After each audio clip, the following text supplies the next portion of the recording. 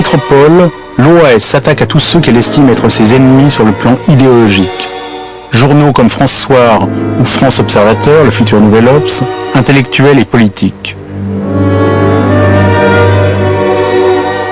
Elle ne cherche pas à tuer, à la différence de son homologue d'Algérie. Vous êtes l'inventeur des Nuits Bleues. Vous avez fait des émules depuis. Oui, oui, c'est vrai, mais pas dans le bon sens aussi.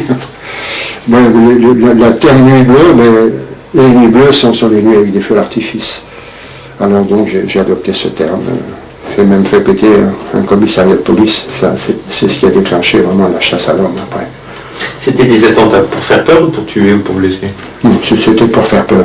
Et pour indiquer que l'OAS était présente en métropole et qu'il ne pourrait pas faire n'importe quoi sans que nous soyons là et sans que nous veillions au loin. Notre objectif suivant, ça doit être la Tour Eiffel. Et puis l'enlèvement de Brigitte Bardot. On savait à peu près à quelle heure elle sortait, etc. Et ma femme, on avait décidé de l'enlever en voiture, de mettre un bandeau sur les yeux, quelque chose pour qu'elle ne crie pas non plus, et on l'avait emmenée à la Jeuneraie, dans la villa de mon ami, dont je ne peux pas citer le nom. Et elle y serait restée avec tous les honneurs dus à son rang dans la plus parfaite courtoisie 3-4 jours, et puis ensuite on l'aurait relâchée sans demander de rançon. D'ailleurs, c'était notre... vous voulait que les choses se passent le plus courtoisement, et ensuite elle aurait pu raconter de l'OAS fait ce qu'elle veut, où elle veut, quand elle veut. Donc, mon dépôt, j'étais arrêté avant.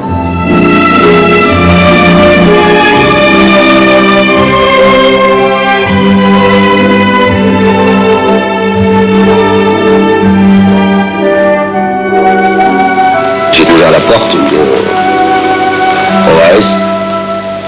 T'as 5 minutes pour réfléchir, donne-moi 15 millions ou je te brûle. Je fais, oh ouais, t'énerve pas, non? Qu'est-ce qui t'arrive? Donne-moi 15 briques ou je te brûle. Je lui dis, je te donne cet argent, tu pourrais m'en donner un peu? J'ai plus un sou. Il a pas voulu en jeter un salaud. Là, il m'a donné 100 sacs. Puis il m'a dit, tu vois toi, t'es chouette, Fernand. J'aurais visé la tête.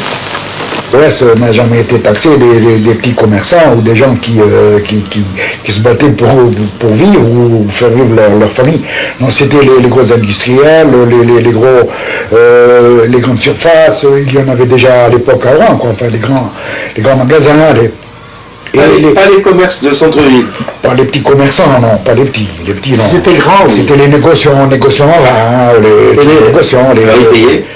Pardon? Oui, tout le monde. Oui. C'est-à-dire combien de personnes On demandait très peu, on demandait 2000 anciens francs par mois. Mais les corps de métier étaient taxés, oui. Les médecins, les avocats, eux, oui, ils étaient obligés de cotiser. Il y a d'abord les lettres de mise en condition des gens, on va venir vous voir, faites un bon accueil à la personne qui va vous demander de cotiser.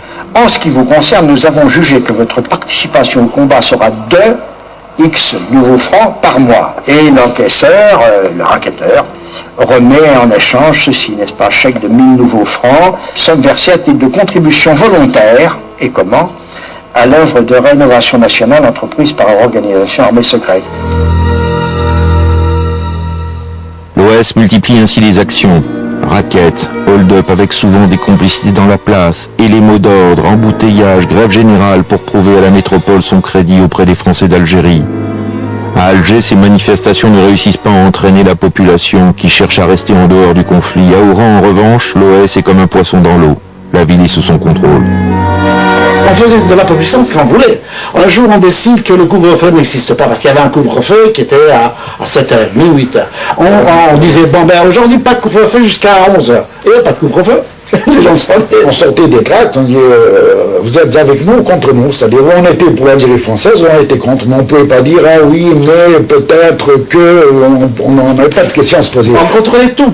Tout. Les PTT, on allait là-bas, ben, les PTT avaient...